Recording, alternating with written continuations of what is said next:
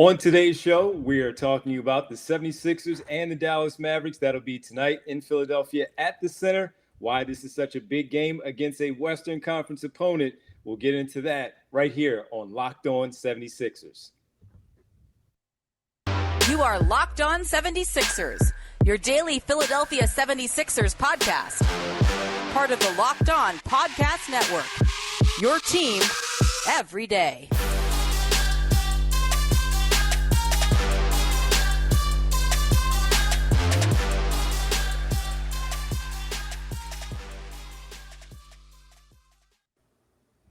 And welcome. You are Locked On 76ers. I'm Devon Givens, co-host of this podcast, along with Keith Pompey of theinquirer.com. We are joined today by Nick Angstead of Locked On Mavs. It's great to have Nick here with us.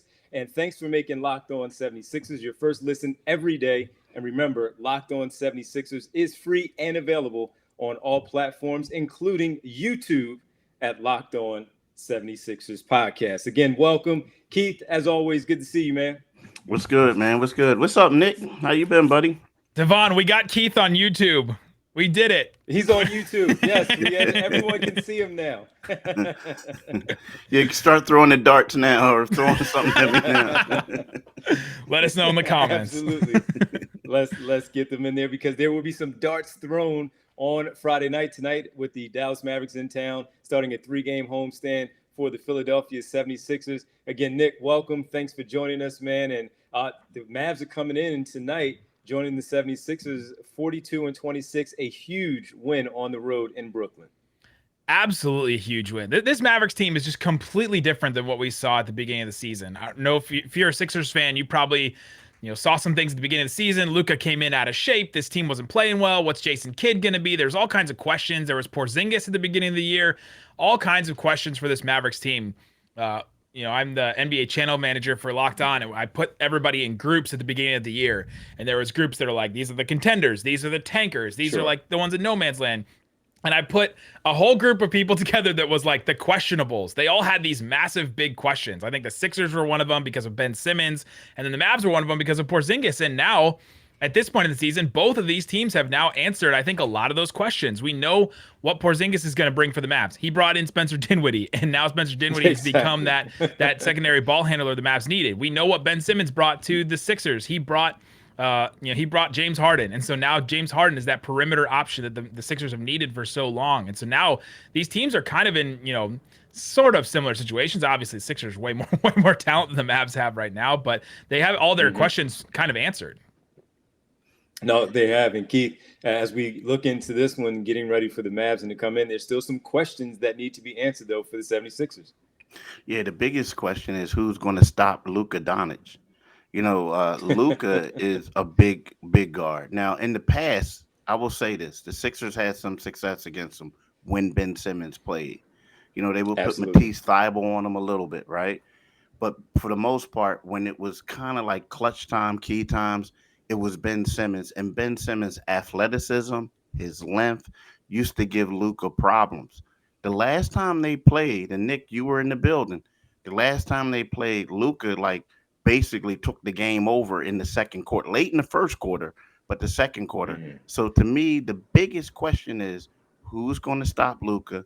Now, I guess you could go on the other way and say, well, who's going to stand in the way and stop Joel Embiid? But we've been around this Sixers team for a long time, and we've seen how perimeter players have dominated them. We've seen that. So to me, that's the biggest question. Yeah, that's been the thing for seasons where they've had issues with perimeter players, whether it be smaller guards when Kemba Walker would put up 60, Bradley Beal would put up 60, and also you can go on the more wing players, the bigger players that could also do the same thing. But you're right, as far as Luka goes, Ben Simmons has absolutely played some solid perimeter defense on Luka, making him struggle a little bit. He'll still get his numbers, but he definitely had to work for him, and that's the key, I think, Nick, with this one on tonight, where you have Matisse Thybulle, second-team All-NBA defender, and a starting role now for the 76ers. It's never really about, in my opinion, when you have elite players like Luka Dončić and so many others, stopping them. It's about minimizing their damage that they do to your team. So with you seeing Luka Dončić and the success that he's having. He had 37, 9 rebounds, 9 assists, if I'm not mistaken, against the Brooklyn Nets in their win on Wednesday night. How do you slow him down and make things difficult for him where he's a bit frustrated out there in the game, like we have seen Ben Simmons do in the past? You got to make choices, right? You have to make a decision. Are you going to sell out and do what makes Kevin Durant so mad and sell out and double him? Okay, Luka has seen more doubles than any player in the NBA this year. He just sees it more often than anybody else. So you can try that. The other Mavs have to beat you at that point. Before, when it was Porzingis and a couple of like spotty shooters and things like that, that was a little bit better of an option.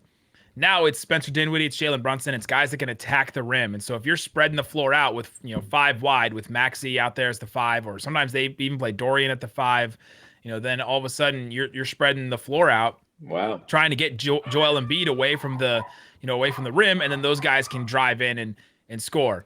So those, you have to make those kind of decisions with Luka. Being physical with him has worked for teams like the Clippers and the playoffs and things like that. But even that Clippers team barely slowed Luka down. Right. It's almost the decision you almost have to make is, all right, if we force him into taking the step back as many times as he can, you have to hope that he just shoots, a worse percentage than like 40, 50% at nights, which he does. I mean, he's not an incredible 3-point shooter, and he has a lot of nights where he doesn't shoot the ball well. And that's sort of what you have to hope for. But Keith, you mentioned that Luka took the game over.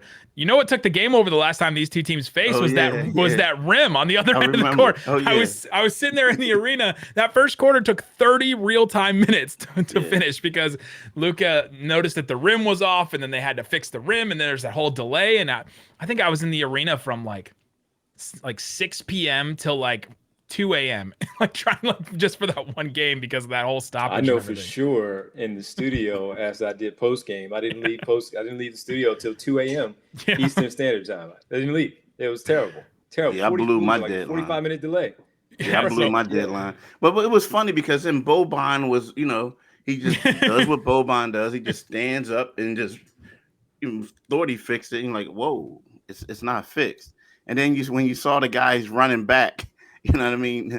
Like off the court, you're like, they have to bring in a new one. Yeah, you're right. It was 30-something minutes of real time. Well, actually, it was longer than that for real time. But yeah, that was a crazy night. That was a crazy night. But I'm really impressed with this Dallas Mavericks team.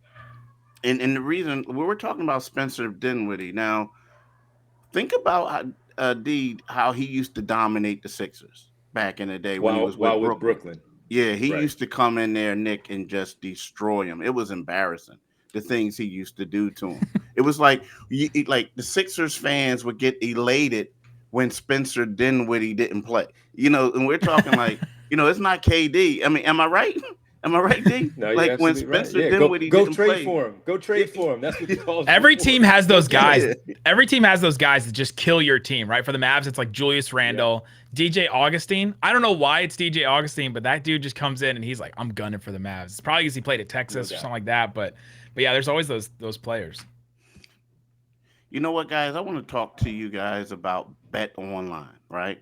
It's that time of year again. This college basketball tournament is fully upon us. From all the latest odds, contests, and player pops, BetOnline.net is the #1 source for all your sports betting needs and info. BetOnline remains the best spot for all your sports scores, podcasts, and news this season, right?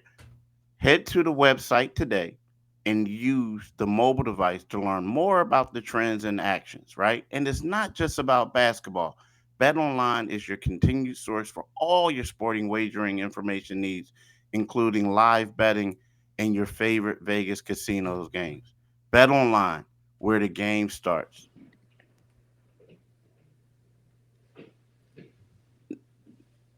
Thank you for making Locked On 76ers your first listen. For your next listen, check out the Locked On Now podcast. Nightly recaps of every NBA game with analysis from our local experts. It's free and available wherever you get your podcast. And fellas, we do need to also talk about the parallels of Luka Dončić, as we mentioned him a lot in the first segment, but also James Harden, a new acquisition for the 76ers. They are now 7-2 with him in the lineup after the victory over the Cavs on Wednesday night. Huge matchup here tonight. And Nick, as you talked about, the wings that the Dallas Mavericks have to throw at different players as well, from Dorian Finney-Smith, before Tim Hardaway Jr., now Spencer Dinwiddie, just different bodies that you can throw at James Harden now. So when you look at him and what he's been able to do with the 76ers and Spencer Dinwiddie as well, coming in helping the Dallas Mavericks, but these two star players, these all-star players in James Harden and Luka Dončić, and what they mean to their teams, obviously Luka, an MVP candidate, James Harden just stepping in and having some minimal success here as we start things off of the James Harden era, but the parallels of how things have turned around again here in Philadelphia. So Keith, I'll start with you with Harden part, and then we'll get to Nick with the Luka angle and even Spencer Dinwiddie. And James Harden, 7-2 now, only 2 losses with him in the lineup, and how things have been for the new people who haven't heard, of course, with the new listeners potentially coming from the Dallas side, of what James Harden has meant to the Sixers in a positive way overall so far during his 9 games. I'll say this: the James Harden has been a surprise, right? And I know some people are saying, "What are you talking about? He's not a perennial All-Star, perennial All-NBA type player." But with James Harden is if there's a problem right now that people want him to do, they want James Harden to be more aggressive. And that sounds crazy, right? James Harden, you think of ISO ball, you think of him scoring all these points. And now they're saying they want him to get more shots up because he's been distributing the rock to Tobias Harris, to Tyrese Maxey, to Joel Embiid, of course, and a slew of other players, right? So right now, what the Sixers want from James to do is be a little bit more aggressive in that category. But as far as being like a coach on the floor, he's been that guy. I mean, he's the one that's, telling guys when they make mistakes, going over plays and doing all those other things. Now, my thing is when you look at James Harden, and we have to be real here, he's not as explosive as he has been in the past. I mean, right now, I think he's getting over that hamstring injury. He was out of basketball for over a month. So he's trying to get his shot back together. He's trying to get his step back, get that step back. But he's not there. But when you talk about the comparisons of the two, I mean, Luka is Harden 2.0 to me. And I'm talking about Harden in his prime. Like, he's still in his prime, but I'm talking about MVP Harden. We're talking about 30 plus a game MVP James Harden. Yes. That's what I think. I mean, look at it. The only thing is, I guess it's obvious.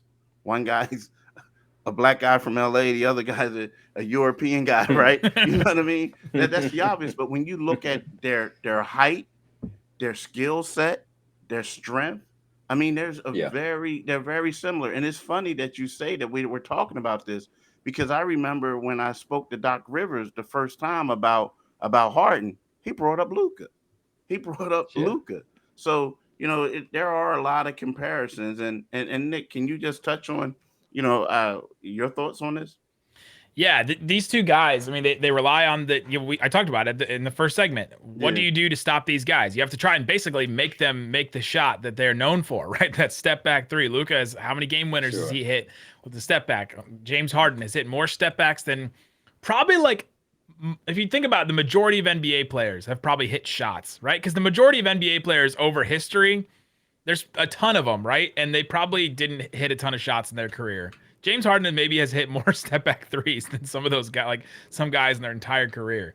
It's wild to think about. He was just so far and away above everybody else when you look at those totals.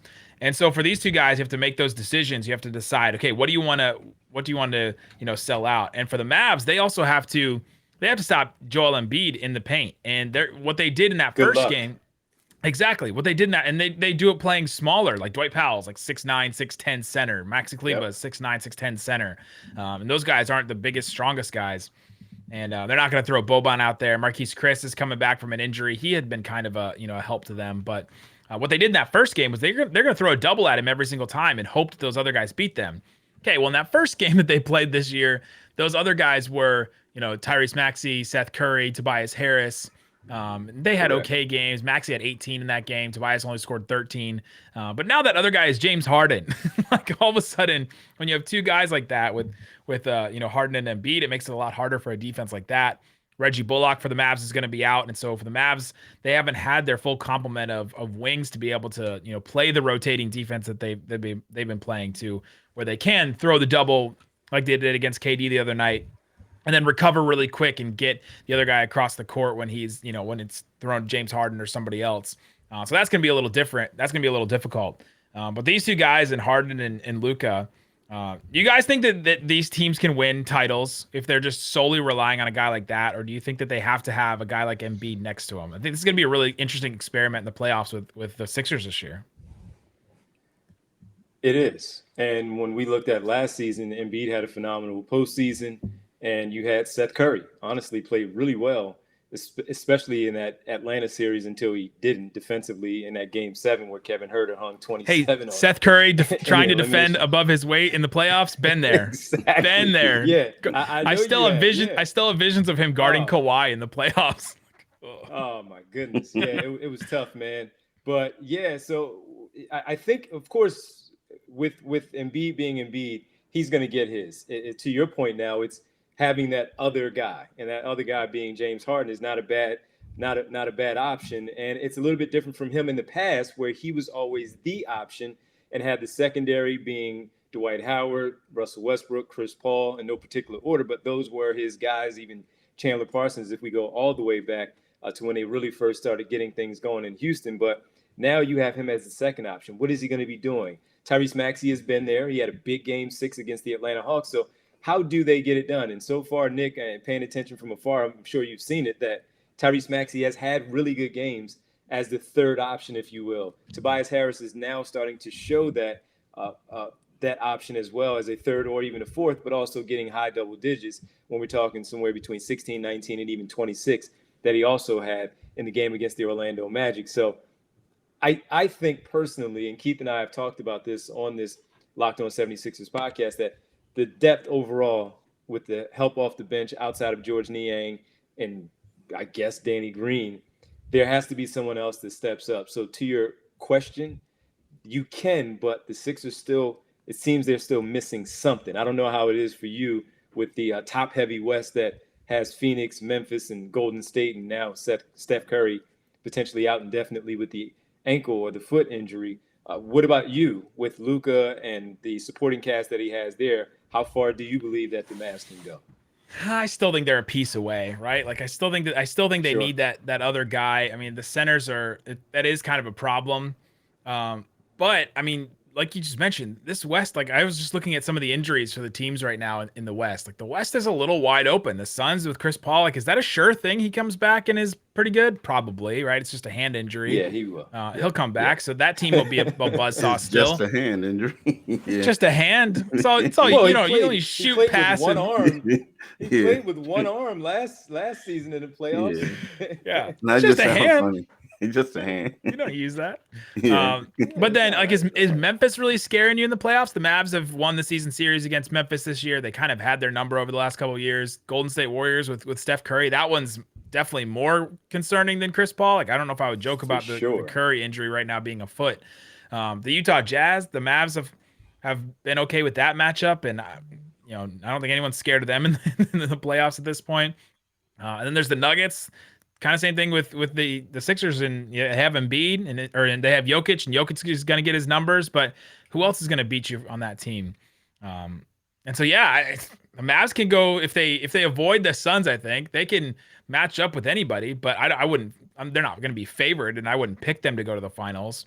But if everything goes right and the team gets real hot and like Maxey gets his 3-point shooting back, Bullock continues to shoot the way he did in February, like Dorian continues the way he's shooting right now. If those guys hit enough threes and play the defense we know they can play, like I guess it's in play.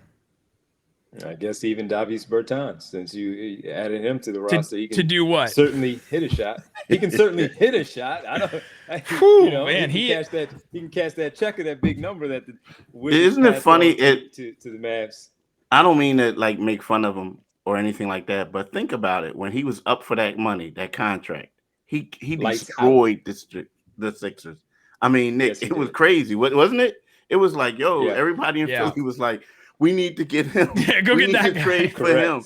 And then after he got paid, it's like, what happened?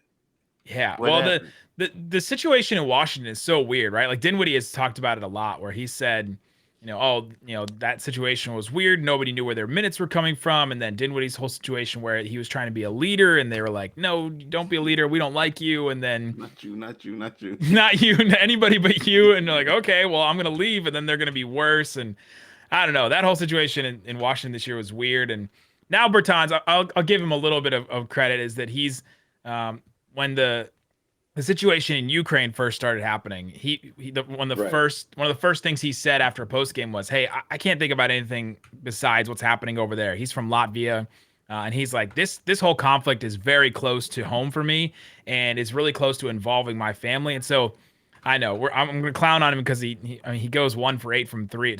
It feels like every game, but he's got a lot on his mind right now. I don't think he's going to factor into the playoffs, to be honest.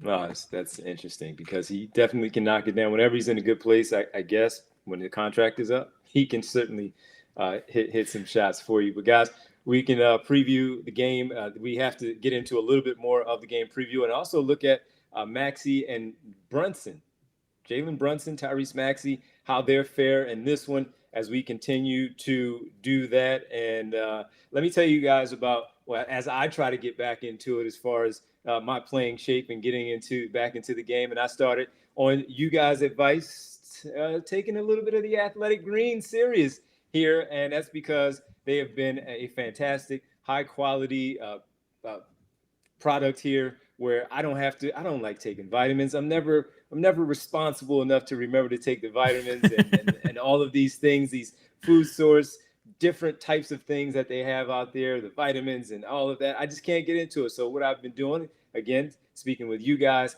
is to pay attention to what Athletic Greens does, in fact, bring to. So it's more of a healthy lifestyle, a friendly lifestyle, whether you like to eat keto or vegan, dairy-free or gluten-free, this is for you. GMOs, no nasty chemicals or anything like that, while you're still tasting good food. Overall supports better sleep quality, which I need working late nights. Recovery supports mental clarity and alertness as we have to deal with sometimes these tough losses and all of that. So it's one of the things that's the best things overall. Athletic Greens use the best of the best products based on the latest science with constant product iterations and third-party testing. So I encourage everybody to get involved. Check it out. Athletic Greens has over 7,000 five-star reviews recommended by professional athletes, trusted by leading health experts such as Tim Ferriss and Michael Gervais.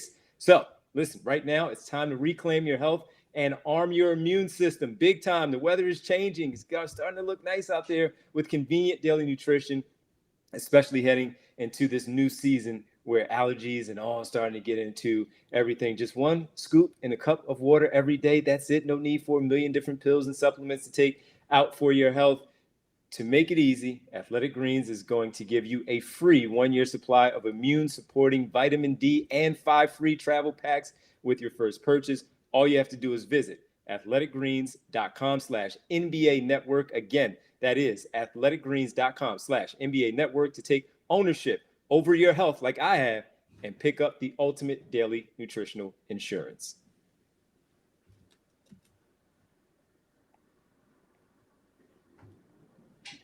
And thanks for making Locked On 76ers your first listen every day. Again, Devon Givens, Keith Pompey, joined by Nick Engstedt of Locked On Mavs. And we have to talk about the game tonight in Philadelphia, second matchup between the Mavs and the 76ers, both coming in identical records, 42 and 26. Sixers in third place in the Eastern Conference standings.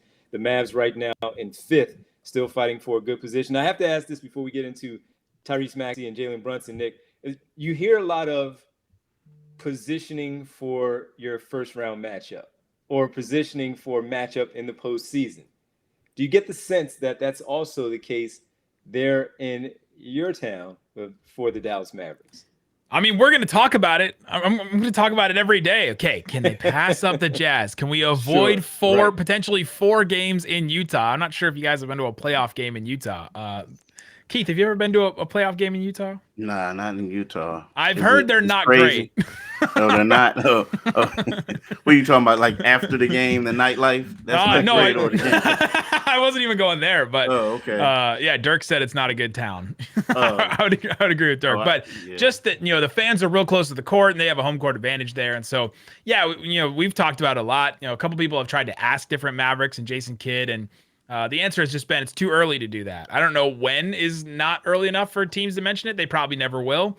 But the Mavs have, as incentive as anybody to get into that top 4 seed, to get home court advantage. They are tied with the Jazz right now. The Jazz own that tiebreaker, so the Mavs would have to finish with a better record than them to get up there. But the Warriors, now without Steph for an extended period of time, that's going to be a really interesting thing to see if they can catch them. They're 3.5 back from them. The Mavs have 13 games left. The Warriors have 12 games left. So that'll be weird to try and see. And for the Sixers, I mean, they're right in the thick of it. I mean, they're a game back from the Bucks, a game up on the Celtics. I mean, seeding has to matter for the Sixers a lot too. No doubt. Yeah, big time. I mean, and when you look at the 76ers, I know everything is that nationally, everyone's talking about how great the team is, and they are playing well. Embiid has my vote to be MVP.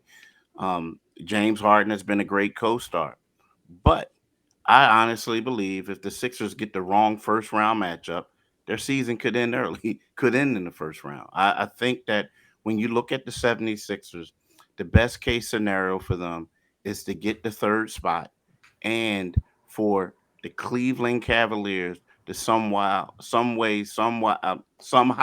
I couldn't get it out, hold on to number 6.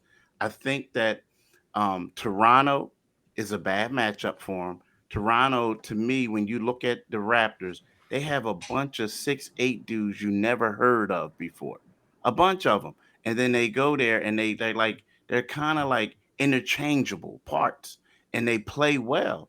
And I think that they're going to be a bad matchup for the Sixers. They're going to force Embiid to come outside. They're going to play a zone. They're going to do a lot of different things. And I get it. I know Harden's here, right? And I get that. But at the same time, they're still a bad matchup.